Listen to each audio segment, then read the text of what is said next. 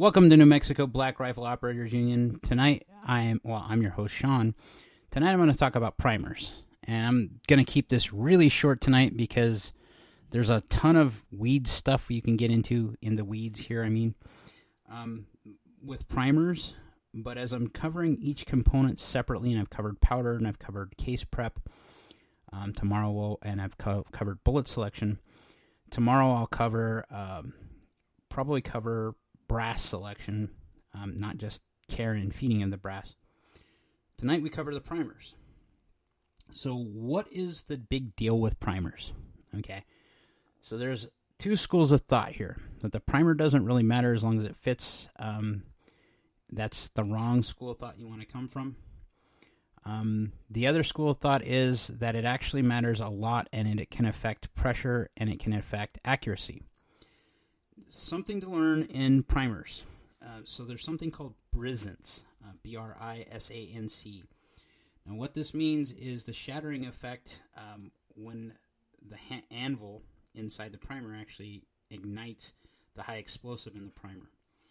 Now what this does is it causes the length and the intensity of the flame that ignites the powder charge, which sets off the reaction that causes the burn, that causes the pressure to build and the bullet to escape. So, the longer the flame, it adds a little bit of tiny parts of the flaming material to the priming compound. That means that the larger the charge is, the bigger the primer is with this brisance, that allows it to get all the way through it and give a more complete burn. If it's a faster burning powder, this is a problem. So what happens is it burns really rapidly without attaining the pressures needed. If you get one that has too little of a flash, you end up with the opposite problem, as it ignites the powder, doesn't burn all the way completely, and doesn't cause the pressure you want, and you end up with excess powder that comes out one way or another, and you end up finding that residue in your rifle. So this is why you have to match the primer to the cartridge you're looking for.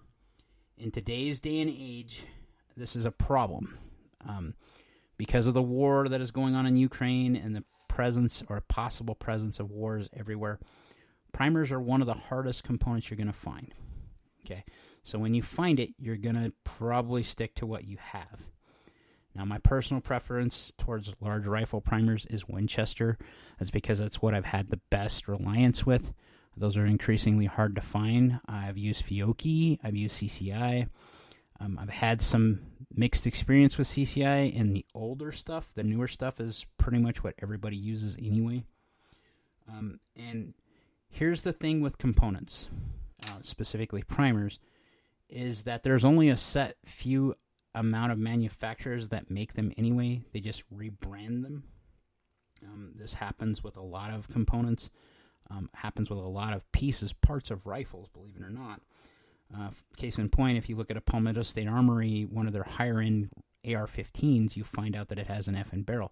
Same kind of principle happens with primers. But what you need to look for is a consistent primer all the time. And that's what this is really boiling down to, is does this brisance make the cartridge go off the way you want it to every single time? And that is the key essence of how you select primers. Can you use large rifle primers in magnums? Absolutely. Is it going to have that brisance needed to set off the cartridge in the way you intend it to be used? Maybe not. Okay. This is where you need to start having some experimentation to see if this is going to do what you intended to do. So nothing in reloading comes as a free giveaway.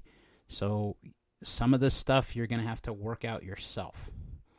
And primers are what I have found the biggest rub for myself, is that I've had to work out and find out what works for the cartridges, the loads that I use all the time, and that's why I stick to certain brands and certain types because of that. Small rifle primers will not fit in large rifle primers or large rifle cartridges, so they'll only work in small rifles. Same thing with pistols, so there is a size difference here, but what you're really looking at is that brisance and how much of a spark to set off the ignition. Think of this as the spark plug that sets off the ignition in an engine. It's the same principle that's happening in a cartridge. So that's what I have for you tonight. I'm going to keep this really short because this is one of those places that I really would stress you're going to have to do some research and you're going to have to do some trial and error to figure out what you like. What's happening in the rest of the 2A? Pretty much the same stuff. We're under attack. Those of you in Colorado, buck up, stock up. Those of you in New Mexico, because this is New Mexico Black Rifle Operators Union, expect the same type of stuff that Colorado's going through in July. Like, share, subscribe. Most importantly, be great.